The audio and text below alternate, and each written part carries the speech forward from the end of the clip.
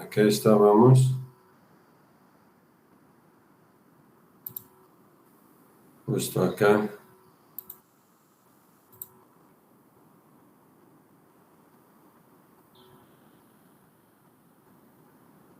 Ahí estamos. Bueno, vamos a esperar que lleguen un poco más. ¿Está bien? Está bien, ingeniero.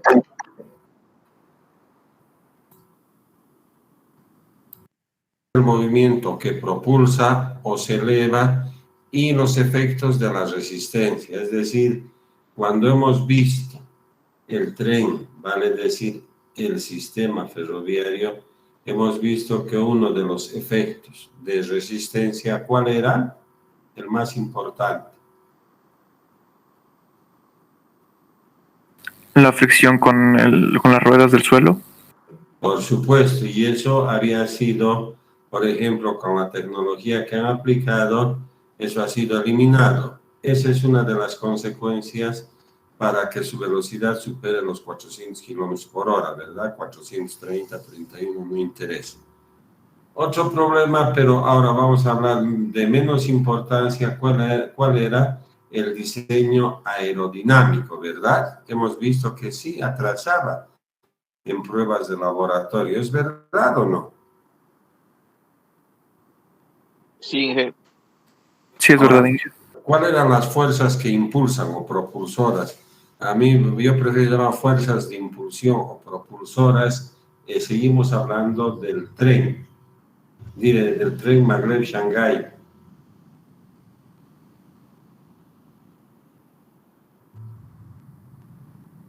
Hola, ¿se acuerdan del problema del electromagnetismo? Y era un sinfín de ruedas que pasaban y se apagaba, pasaba y se apagaba. ¿Se acuerdan o no? Sí, Inge. Bueno, en realidad no son ruedas, sino son dispositivos, ¿verdad? Electromagnéticos que hacían linealmente impulsar. Entonces, conclusión. Y por favor, la fuerza de impulsión, no vaya a decir elevación porque es en el sistema de transporte aéreo. Vamos a hablar en eso, el del tren si quiere o el vial. Díganme, la fuerza de impulsión debe ser mayor o igual a la fuerza de resistencia. Mayor o igual.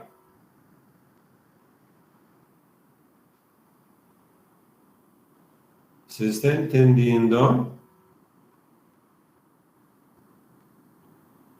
Esta fuerza. ¿Se ve, no? ¿Se está viendo o no? Sí, Inge, se ve. Bueno, yo no sé. Por ahí me están viendo.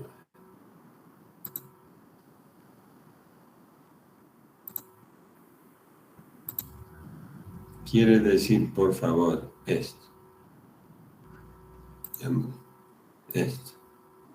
Esta fuerza propulsora debe ser mayor o igual a esto.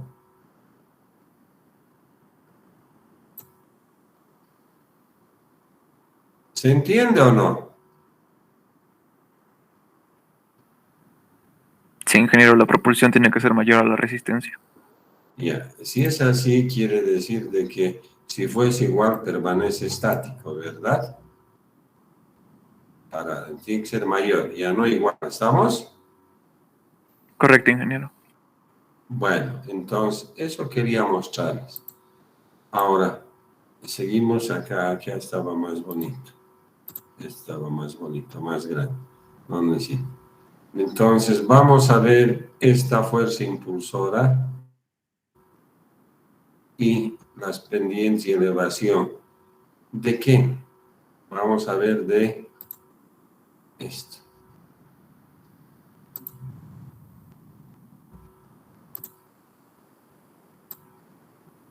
De los automóviles, ya no vamos a ver de los ferrocarriles porque ya hemos visto, ¿verdad? Entonces, eso es lo que vamos a ver ahora, sí. ¿Por qué lo vamos a ver? Porque se va a explicar mejor a tener que yo colocar esto. Tengo, aquí está, fíjense, resistencia. Entonces les voy a mostrar esto bonito. Les voy a decir, acá está la fuerza de del viento. Hay que ver esto más y cosas así. Sin embargo, nosotros nos vamos a apoyar acá, en este video, en este, que tenemos 10 minutos para entender mucho mejor lo que les acabo de explicar. ¿Está claro? Está bien, Inge. Vamos a ver, ¿dónde está? Ya ni veo bien. Aquí, ya, perdón, aquí está. Vamos a dejar de presentar. Vamos a presentar una pestañita, ¿ya? Y este es trabajo de clase. Y vamos a compartir. Como siempre hemos hecho, no nos queda otro, vamos a bajar la estática. Como son 10 minutos, va a ser corrido, ya no les voy a decir nada, son 10 minutos. Voy a apagar. Si no se escucha, por lo menos griten no se escucha. Si se escucha, voy a entender si no dicen nada, ¿sí? Si se ve bien también, ¿estamos?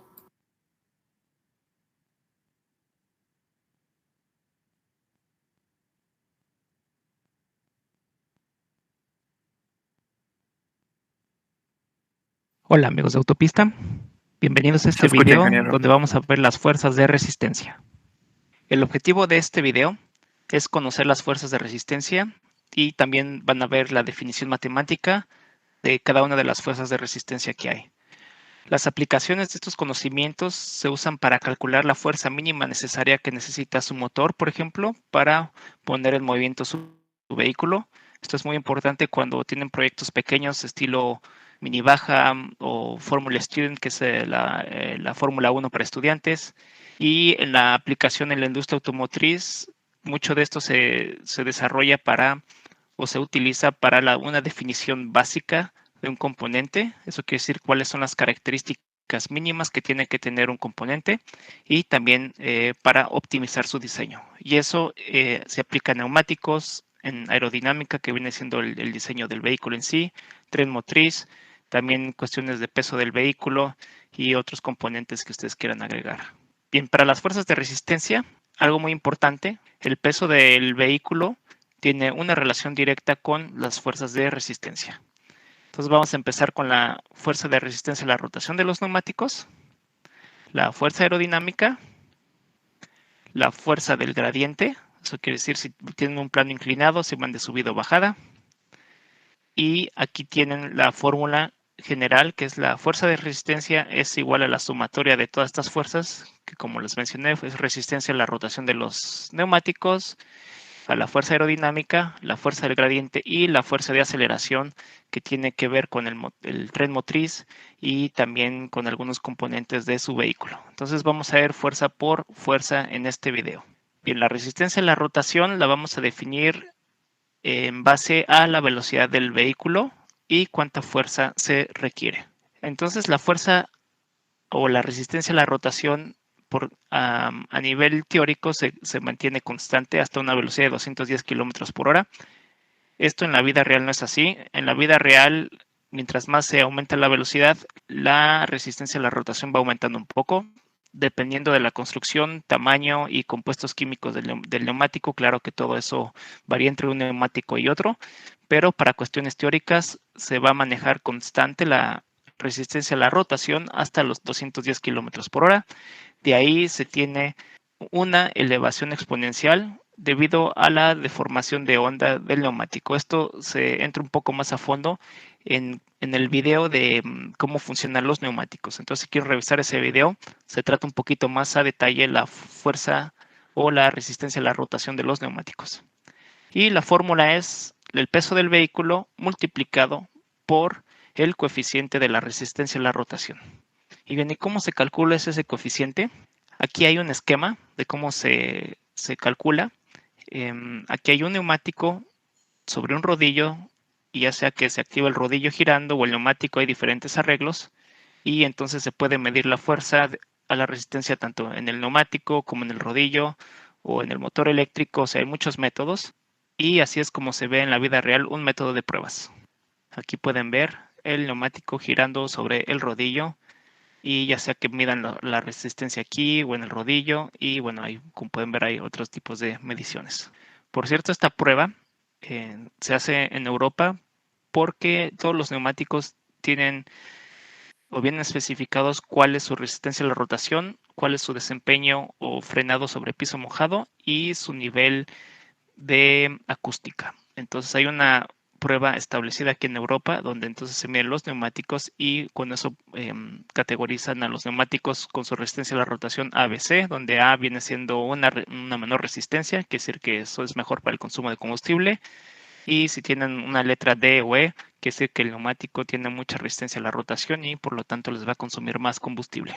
Entrando a la fuerza aerodinámica, como pueden ver, hasta los 40 kilómetros por hora tienen una distribución más o menos del 50%. Eso quiere decir que el 50% de la resistencia a la rotación viene de los neumáticos o de la resistencia total, y el otro 50% viene siendo de la fuerza aerodinámica. Eso es en términos generales.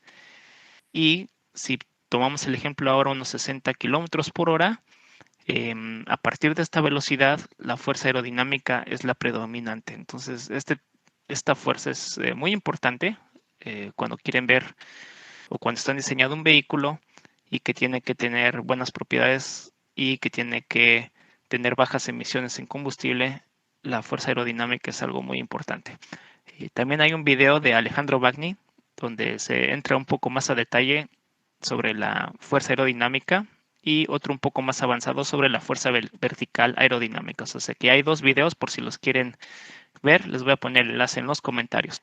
Y como pueden ver, mientras más se avanza o mientras más se tiene velocidad, esta fuerza viene siendo prácticamente exponencial. Aquí por la gráfica se ve lineal, pero realmente viene siendo exponencial porque la fórmula de la fuerza aerodinámica se define de esta manera, como pueden ver aquí, y tiene que ver con la velocidad al cuadrado. Entonces, teniendo una velocidad al cuadrado, claro que esta curva o esta fuerza de resistencia tiene comportamiento de una fórmula cuadrática. Entonces, aquí como pueden ver, la fórmula es un medio del coeficiente de resistencia, que es el drag. Ahorita lo van a ver más o menos a qué se refiere eso, por la densidad del aire, por la velocidad al cuadrado y por el área frontal del vehículo. Entonces aquí, para que puedan ver un ejemplo, el área de estos dos vehículos es similar, o sea, son 3 metros cuadrados en cada uno, pero su coeficiente de resistencia, como pueden ver, el vehículo D tiene una forma un poco más aerodinámica, por lo cual su coeficiente de resistencia es mucho menor que el de arriba. Entonces, por ejemplo, el vehículo A viene siendo como tractocamiones, como vehículos antiguos que tienen una resistencia aerodinámica mucho más grande contra vehículos, por ejemplo, deportivos. Y bueno, un vehículo deportivo, incluso aquí la área es más pequeña porque también vienen siendo más bajos. La siguiente fuerza es la fuerza al gradiente, y esto tiene que ver con el peso del vehículo multiplicado por el seno del ángulo de su pendiente.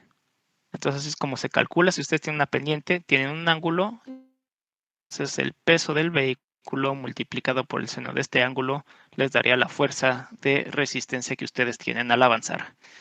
Y dependiendo de los caminos, también esto se podría incrementar, pero bueno, aquí estos modelos ya serían un poco más dinámicos porque también tendrían más deformación del neumático y ya son modelos un poco más complejos, pero para cuestiones teóricas, la fuerza de resistencia del gradiente es solamente el peso por el seno del ángulo. La siguiente fuerza es la fuerza de la aceleración. Aquí suponemos que tenemos 4 velocidades. Entonces, mientras más baja es la velocidad, primera, segunda, tercera y cuarta, se tienen más momentos de inercia. Por lo general, entonces tienen más resistencia en la primera velocidad a comparación de la última velocidad. Sin embargo, mientras más van avanzando y también por la suma de las otras fuerzas, va aumentando la fuerza de resistencia. Aquí pueden ver en general más o menos a qué se den las fuerzas de resistencia de la aceleración. Entonces tienen momentos de inercia, por ejemplo, de su motor. Si toman en cuenta que un motor de combustión interna tiene que estar girando alrededor de unas 800 o 950 revoluciones por minuto para solamente contrarrestar las fuerzas que necesita para mantenerlo encendido. Luego tienen pérdidas o fuerzas de energía debido al embrague. Aquí tienen su caja de transmisión, que también por el movimiento de engranes, en momentos de inercia hay pérdidas. Y luego tienen su flecha, que llega a su diferencial. En toda esta parte hay pérdidas también. Y de aquí llega a sus rodamientos, a las ruedas. Y en todas estas líneas, en todos estos componentes, también hay unas pérdidas de fuerza. Entonces aquí se puede calcular más o menos una pérdida de energía entre el 60 al 90%, dependiendo de sus vehículos, qué tipo de vehículos tienen y todo eso. Y la energía disponible es entre un 10 y 40%. Entonces esto es un poco difícil de calcular, ya que cada vehículo tiene una configuración diferente y de marca a marca son configuraciones totalmente diferentes, pero eso en general les daría la fuerza de la resistencia total que ustedes tienen, que como les mencioné es ligada a los neumáticos, a la fuerza aerodinámica, al piso, que es la fuerza gradiente, y la aceleración que acaban de ver aquí. Entonces esta es la fuerza mínima que ustedes necesitan vencer para que el vehículo se mantenga en movimiento e incluso tenga una aceleración. Y bien amigos, aquí hay otra vez el resumen en general de todas las fuerzas que se acaban de explicar. Espero que les haya gustado el video. Si fue así, no se les olvide darle me gusta al video. Y si no se han suscrito al canal, consideren hacerlo. Muchas gracias y hasta la próxima.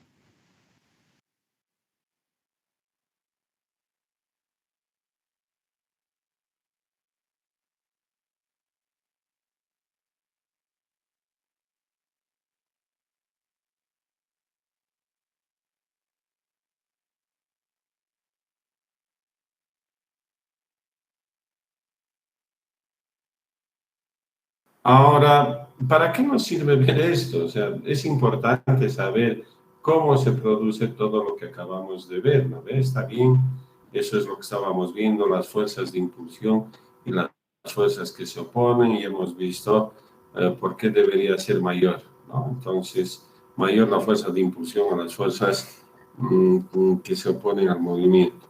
Entonces, nosotros vamos a ver siempre en nuestro medio. A ver, ¿qué vamos a ver? Podemos ver el distribuidores, ¿no? Distribuidor Beijing. Ingeniero, disculpe, no está compartiendo lo que está buscando en internet. Ya, está bien, gracias. Voy a compartir, primero voy a dejar, pero ya he colocado lo de bueno. Gracias.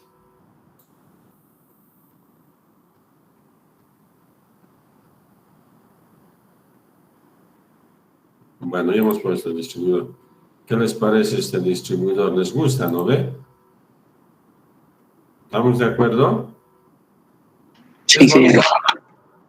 A mí también me agrada. Vamos a ver su funcionalidad. A ver, ¿dónde podemos ver?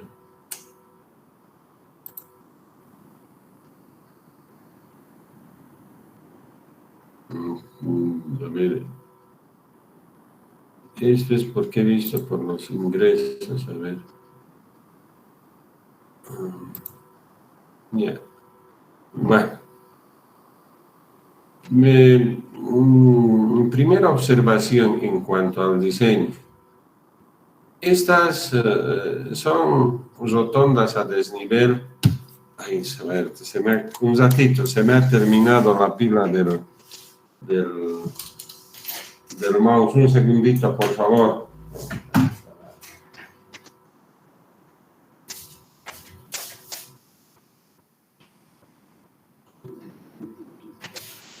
No.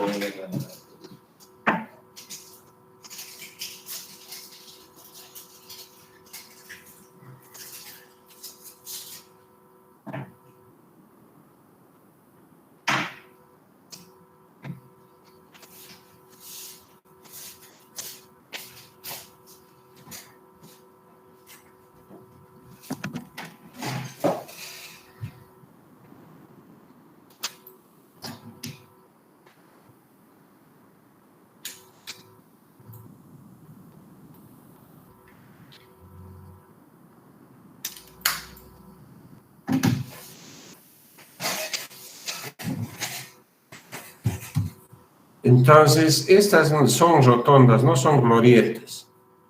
A ver, ¿dónde se ha salido ahora? Perdón. A Facebook se entró, no sé qué ha pasado. La verdad, no sé. Bueno, tendrán que explicarnos. Fíjense, los vehículos, no sé si distribuyen rápidamente el flujo. Las glorietas sí.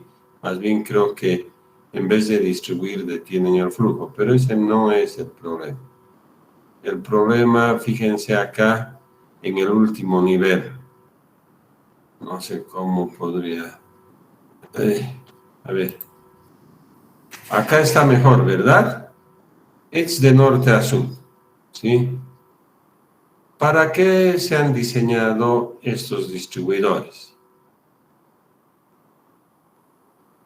Para que el flujo vehicular circule con mayor velocidad y sin que choquen entre ellos. Ya, entonces lo que queremos en pocas palabras es generar un mejor nivel de servicio. Y vamos a ver en la última unidad que de acuerdo a las normas de Estados Unidos se clasifica el nivel de servicio de la A a la F, quiere decir la F totalmente congestionado, y eso es lo que ocurría antes de. Ese era el objetivo. No comparto mucho esto que ahora sí se está viendo mejor, ¿no? Que el con luces, ¿sí? Sí, ingeniero. Ya, entonces, pero bueno, han diseñado, ya lo han diseñado.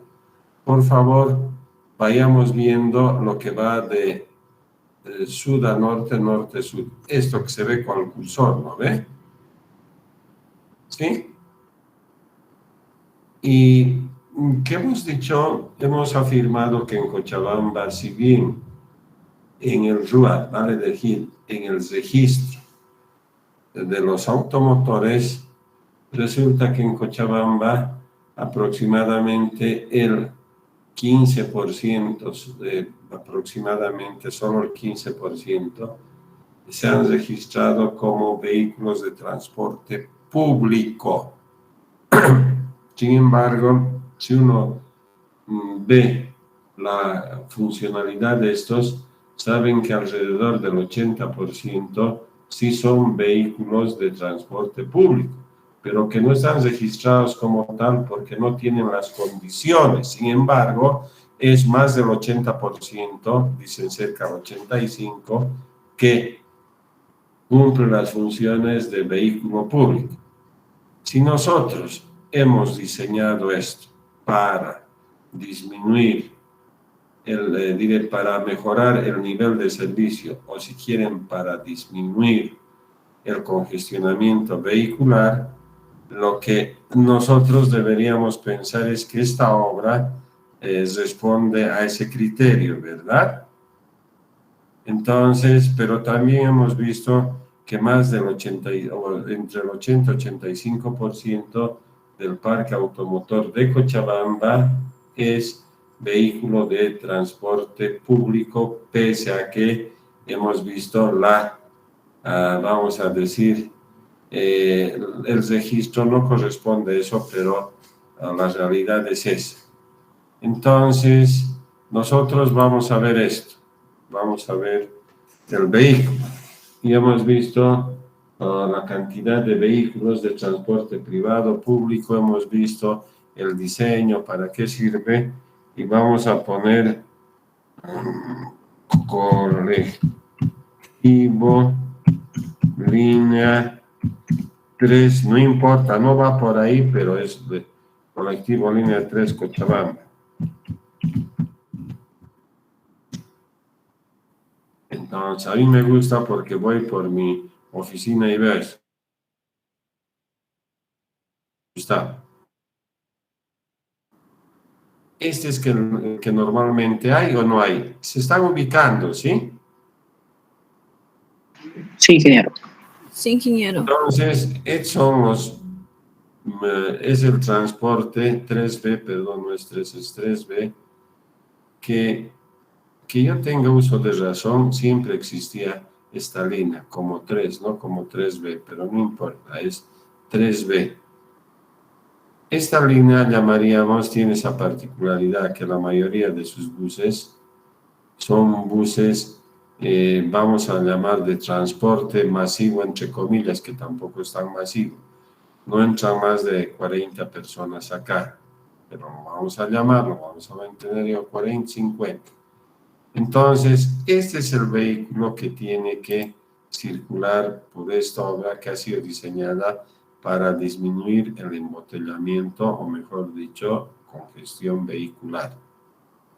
Entonces, uno, ¿qué es lo que hace? Agarra esto. A la suerte. No, ya, examen, no sé qué pasa, a ver, es que ya no veo tanto. A, B, C.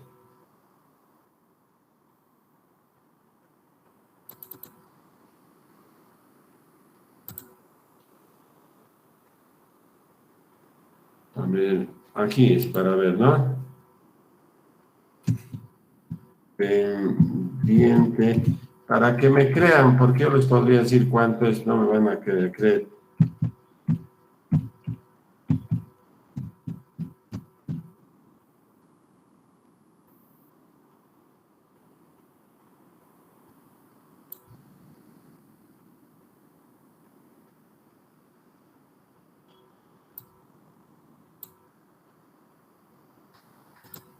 ¿Se está viendo o no?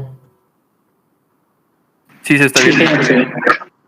Bueno, entonces yo les iba a decir que la pendiente máxima en condiciones muy particulares es 11%, en condiciones muy particulares. Normalmente se toma 10% ya, pero si se dice que ese 11% va a ser escalonado, a ver, ¿qué es escalonar? Fácil. Ustedes suben gradas, ¿verdad?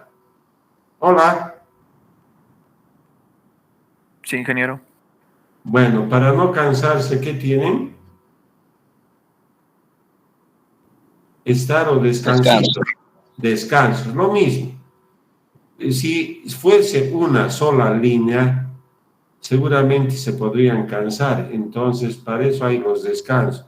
Con ese mismo criterio, por ejemplo, se llega del 11 máximo al 12% en longitudes. Puede ser que ya me equivoque también de números, pero es como que de 400 metros y ahí le pego. O sea, en 400 metros, distancia inclinada, voy una pendiente, por decir, del 12%. Y tengo un ligero descanso de unos 100, 200 metros. ¿Se está entendiendo qué les quiero decir? Sí, ingeniero, que no hay subidas permanentes. Así es, ¿verdad? Sin embargo, nos vamos a quedar en lo que dice la norma. Ahí dice, ya 11%. Continuamos. Si no les iba a mostrar, no me iban a creer. Entonces, cuando yo he subido mi vehículo y después con un eclímetro he querido medir y me han dado pendientes por encima del 15%, 15, 16, por supuesto que no es una medición, tal vez la mejor medición, pero está claro que las pendientes son 15%. Pregunta, ¿ese diseño se habrá hecho para el transporte público? No, Bueno, ¿y saben cuánto ha costado eso? Ya pues, voy a tener que poner costo del distribuidor Beijing. Distribuidor vial Beijing.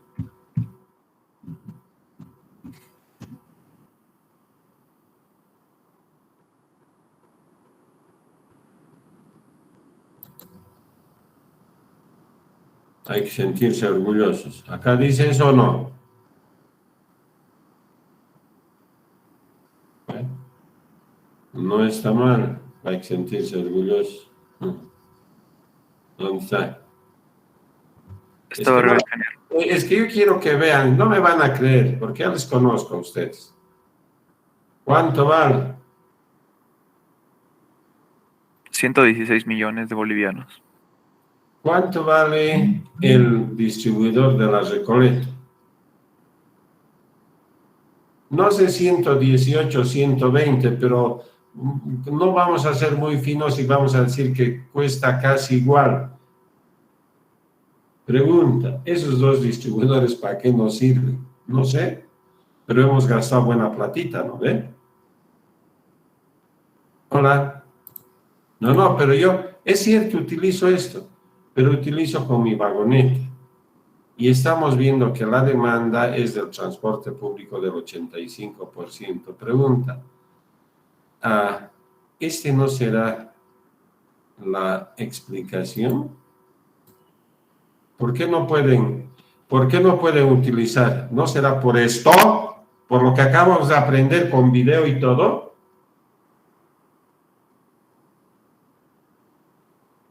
Aquí les he puesto, pues, por favor, ahí, ¿dónde está? Vamos, esto lo he...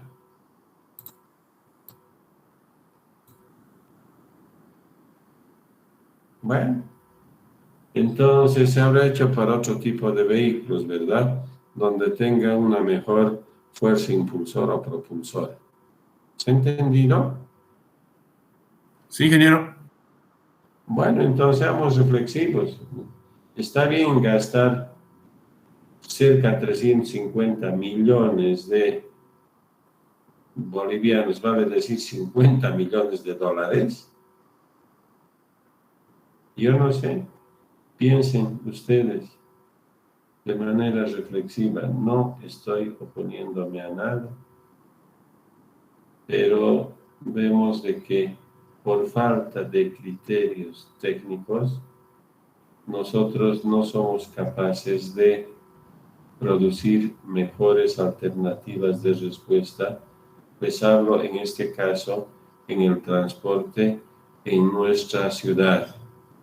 Entonces, lo que yo no quiero es gente que repita, yo lo que quiero es gente que empiece a ser así, reflexiva y que plantee cosas, ¿no? Aunque no estén bien hechas, pero estamos dándonos cuenta que lo que no debemos hacer es invertir tantos recursos para no resolver el problema central. ¿Se ha entendido?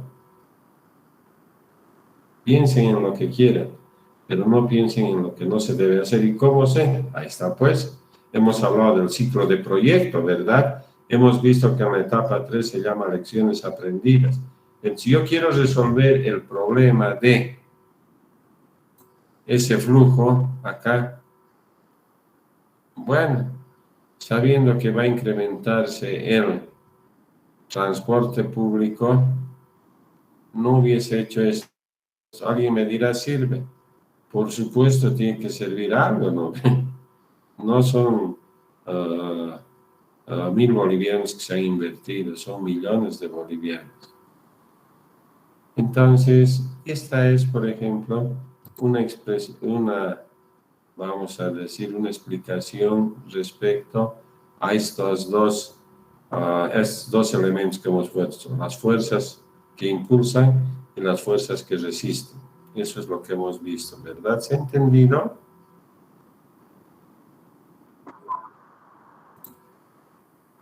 Bueno, dicen, nos tenemos que sentir orgullosos. Yo estoy plenamente orgulloso, de verdad. No me gustan las noticias de un pasquín de tercera a los tiempos. No, gracias. Bueno, está bien, es bonito, hay colores. A la vida hay que darle, dice, el color, y me parece bien. Ahora, bueno, aquella época eran verdes, ahora serán lilas, mañana serán celestes, no sé. Pero ningún color trata de resolver los problemas de manera técnica, ¿verdad? Hola.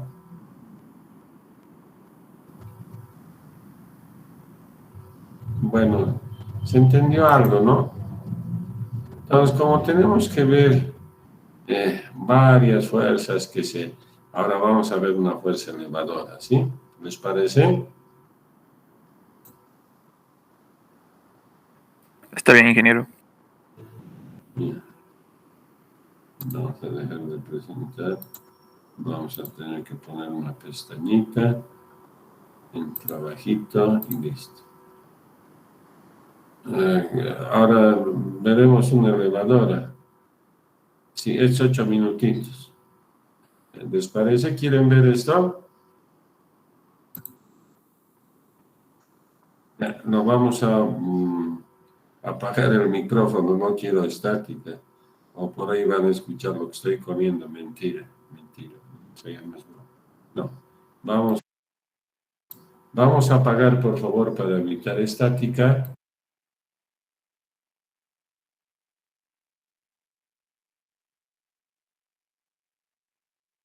No se escucha bien o no se ve bien, solo me dicen, pero si se escucha y se ve bien, no dicen nada. ¿Estamos?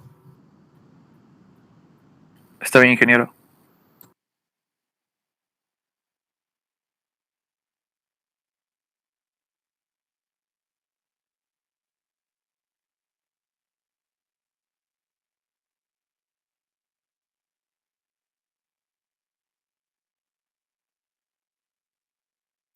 ¿Por qué vuelan los aviones? En esta animación veremos cómo estas máquinas logran tal proeza.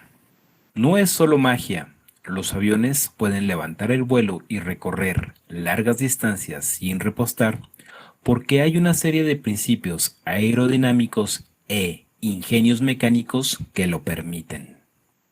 Por ejemplo, el aeronave experimental Virgin Atlantic Global Flyer pudo circunnavegar el planeta en el año 2006 en un solo vuelo sin repostar en tan solo 2 días y 19 horas.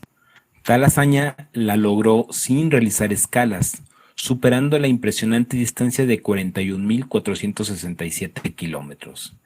Para empezar, debemos hablar un poco de física. Existen 4 fuerzas que actúan sobre el avión durante el vuelo. Tenemos por una parte la resistencia, por otra parte el empuje, tenemos la sustentación y finalmente tenemos el peso. Estas 4 fuerzas actúan en pares. La resistencia es opuesta al empuje, mientras que la sustentación es opuesta al peso. Cuando el avión se mantiene flotando, el empuje es igual a la resistencia y la sustentación va a ser igual al peso. Así que la fuerza neta equivale a 0. La resistencia es la fuerza que actúa en dirección contraria al movimiento de un objeto en el fluido que lo rodea, en este caso, el aire. La energía que usamos para impulsar el avión a través del aire genera una resistencia que disminuye su velocidad. Esto lo podemos comprobar de forma más cotidiana, por ejemplo, si yo voy en un auto y saco la mano. Si saco la mano, veo que conforme aumento la velocidad del auto, el aire va a ir empujando mi mano. Igual manera, si yo la mano, en vez de ponerla vertical, la pongo horizontal, vemos que tengo menos resistencia y por lo tanto mi mano es menos empujada por el aire. En el caso de los aviones, recordemos que estos tienen trenes de aterrizaje y en general muchos modelos de aviones lo que hacen para reducir la resistencia es plegar el tren de aterrizaje dentro del fuselaje del avión. La energía que utilizamos para impulsar el avión es transformada en el empuje o tracción gracias a los motores que tiene el avión. En los aviones comerciales vamos a encontrar motores que funcionan por medio de reacción o también vamos a encontrar motores que funcionan por medio de hélices. Incluso podemos encontrar aviones que utilizan cohetes como medio de propulsión. En el caso de un motor a reacción o motor jet, lo que sucede es que el aire entra por la entrada del motor. Este es comprimido y finalmente es descargado en forma de chorro en la parte posterior del motor, lo que genera el empuje gracias a la tercera ley de Newton. El gas que se expulsa hacia atrás a gran velocidad empuja el motor hacia adelante, lo que a final de cuentas hace que el avión avance. Ahora bien, aunque a primera vista los motores de un avión pudieran parecer muy impresionantes, lo que realmente hace volar a un avión son sus alas. Esto se debe a que ellas son las que producen la fuerza de sustentación que le permite volar al avión. Para ello, las alas de un avión se diseñan con un perfil aerodinámico especial, llamado hoja aérea o airfoil,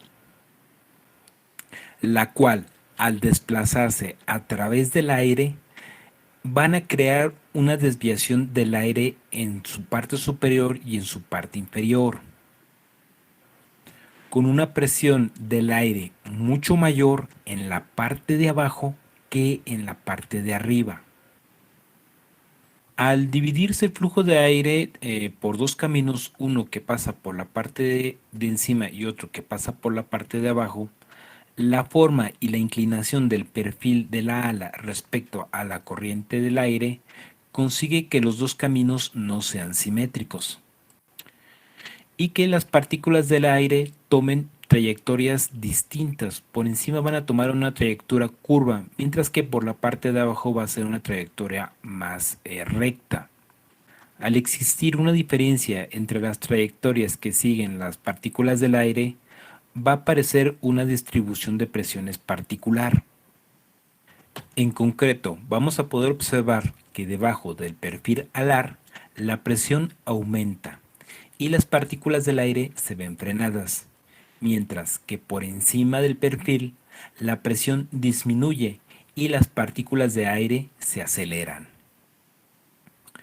Esta diferencia de presiones entre los dos lados, más presión abajo y menor presión arriba, crea un desequilibrio que da lugar a una fuerza hacia arriba, la cual llamamos sustentación, y es lo que permite que un avión vuele. Con una presión del aire mucho mayor abajo que arriba, las alas generan la fuerza de sustentación que eleva el avión durante el despegue y lo mantiene a flote durante el vuelo. En el aire, la fuerza neta es cero, porque la sustentación es igual al peso del avión, que incluye a la gravedad. Ahora bien, en este momento ya sabemos cómo es que un avión vuela. El siguiente paso entonces es saber cómo controlar el avión. El control del avión se logra por medio de los mandos de vuelo, los cuales son mecanismos que permiten cambiar la orientación y posición del avión. Las tres superficies de mando más importantes son los elevadores, los alerones y el timón de dirección.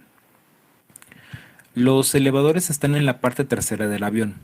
Hacen ascender o descender a la aeronave, un movimiento que se conoce como cabeceo.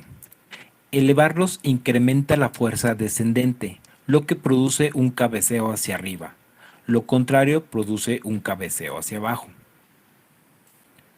Los alerones, por su parte, están en las alas y se activan en los sentidos opuestos para los que el avión se incline hacia un lado, lo que se conoce como alabeo. Si el piloto quiere inclinar el avión hacia la izquierda, tendría que flexionar el alerón izquierda hacia arriba y el ala derecha hacia abajo. Finalmente tenemos el timón de dirección, que se encuentra en la cola del avión y hace que el morro del avión gire hacia la derecha o hacia la izquierda, lo que se conoce como la maniobra de guiñada. Funciona como el timón de un barco. Un giro del timón hacia la derecha moverá el avión hacia la derecha. Un giro del timón hacia la izquierda moverá el avión hacia la izquierda. Para más videos del tema, suscríbete al canal y no olvides compartir.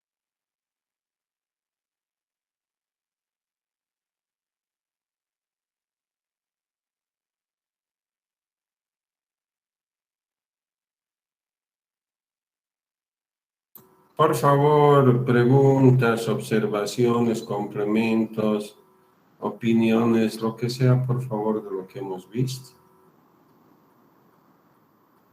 A ver, ustedes han escuchado de que esas explicaciones que se dan se deben a las leyes físicas, es decir, hemos visto las 3 leyes de Newton, ¿verdad?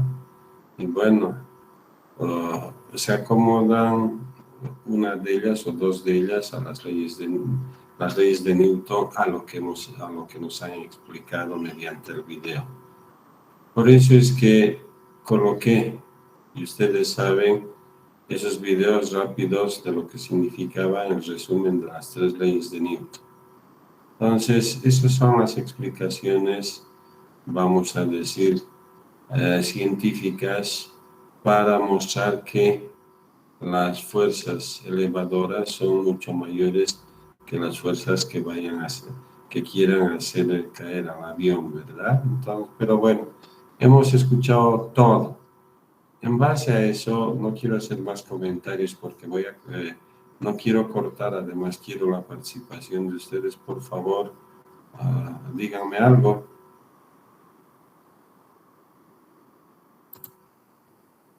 Hola.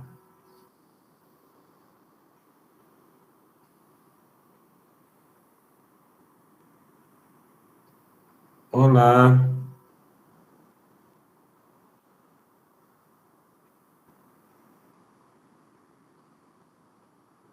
Bueno.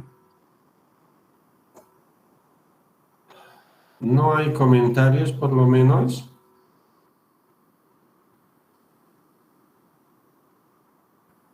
Estaba muy interesante el video, ingeniero, de cómo un objeto tan pesado puede elevarse. Bueno, gracias. Sobre la seguridad del avión, igual, Inge. Sobre la seguridad. Hemos visto... Son casi nulas, porque en caso de un accidente, toda la tripulación puede llegar a morir. Me parece bien tu apreciación, pero ¿qué te parece si analizas de esta manera? De cada 1.000.000 de vuelos que hay un accidente. Y de cada 1.000 vehículos que se transportan, hay 100 accidentes. En el primer caso es cierto que la totalidad perece, pero si yo sumo al 1.000.000 de los 1.000 que se accidentaban 10 mínimamente, si yo sumo, por supuesto, que el índice de siniestralidad, vale decir, la seguridad es más baja en otro tipo de transportes, como por ejemplo el transporte terrestre vial al transporte aéreo.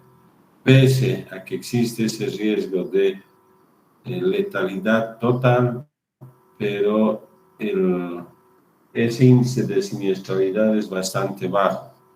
Entonces, lo que podemos hacer, y con esto parece que no sé qué habrán quedado con Maya, ahorita vamos a ver, índice de siniestralidad aérea, gestión 2015, pondremos 2016 si quieren.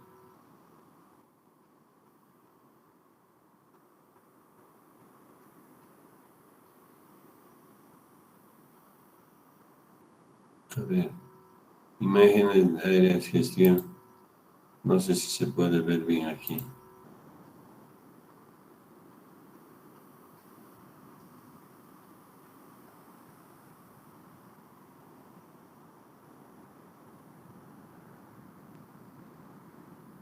No sé.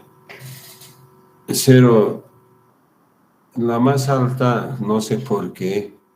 No quiero ser fregado, pero otra vuelta. Y yo, por supuesto, soy una persona que, ¿cómo digo? Yo estoy en una etapa de ser más esponja porque trato de entender todo, trato de acomodarme a todo, trato de generar menos conflictos, pero ¿a qué viene esto? No, ojalá se pueda ver mejor. He puesto para que se vea mejor esto. Está compartiendo. Todavía no estamos viendo. Ay, perdón, otra vuelta. Me olvido, van a disculpar.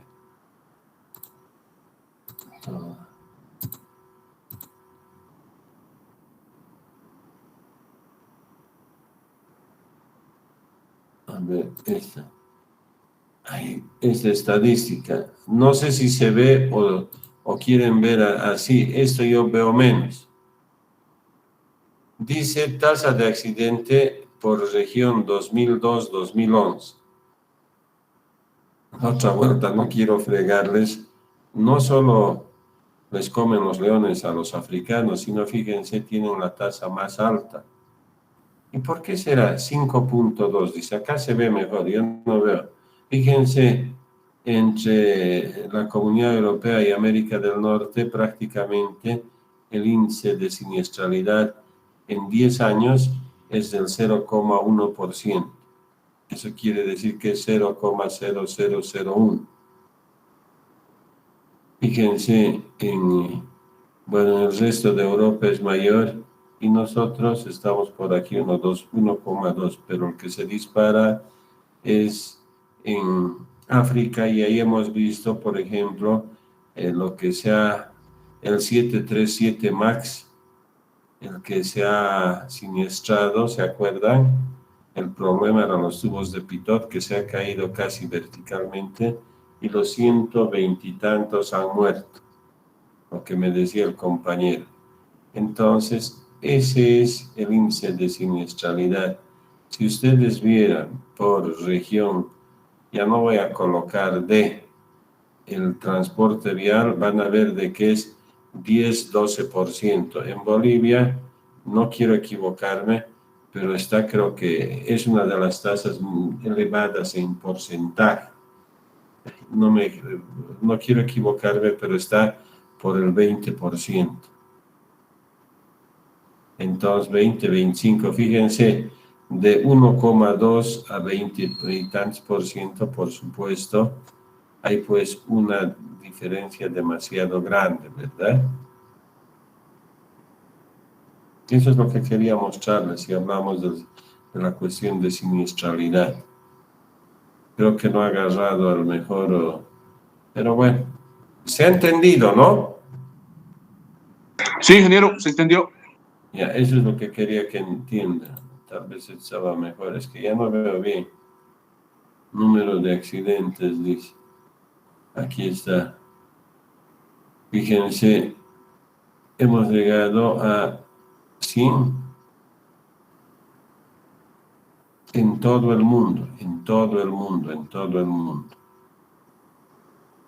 Ingeniero, y ese índice de siniestralidad también se debe a la calidad del transporte, ¿no? A ver, otra vuelta les digo, de la manera como avanza, entre paréntesis, hemos visto cómo el estado del arte de los ferrocarriles a través del Magreb Shanghái, cierro paréntesis, que la hemos visto durante 40 minutos, debería garantizar la seguridad. Lo mismo en los aviones, van mejorando. Sin embargo, ¿por qué ocurre eso? La verdad, la mayoría de los accidentes, la mayoría está sujeto a cuestiones de operación y mantenimiento, porque creen que ahí los costos deben ir reduciéndose, creo. Alguien me dirá, fallas humanas también. No quiero decir que hay N factores como las dos que hemos citado. Sin embargo, sigo pensando por estos últimos accidentes de qué es la parte de operación y mantenimiento, puesto que el vehículo sale con todas las medidas de seguridad chequeadas. El check-in es impresionante. Sin embargo, es cierto que el ser humano tiene mucha codicia por el dinero, y no quiero decir nada más, pero si yo puedo sacar como reflexión lo que he leído del 737 MAX de la Boeing, eso es lo que ha ocurrido, la codicia humana. Han aprobado sabiendo que no que iba a haber accidentes, porque no es chip, ¿qué se llaman estas? Un procesador, ese es el término, pequeño no podría haber generado semejante problema a todo el sistema que se llamaba aeronave. Entonces, yo sigo pensando por los datos que tenemos de que el sistema de transporte más seguro es el transporte aéreo. ¿Se ha entendido? Se entendió, ingeniero. Sí, no se entendió. Bueno, de todos modos, ustedes, como ya les ha dado Maya, ¿verdad? Les ha asignado ya tareas, vayan investigando. ¿Han visto ustedes cómo se puede, a partir de lo que estamos llevando, sustentar, ¿verdad? Manejamos normas. Si ustedes me piden si quieren normas de la OASI, les voy a proporcionar, tengo. que es la Organización para la Aviación Civil.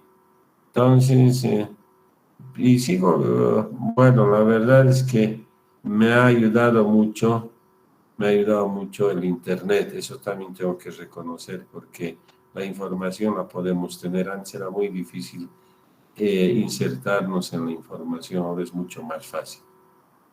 Bueno, hasta aquí, por favor.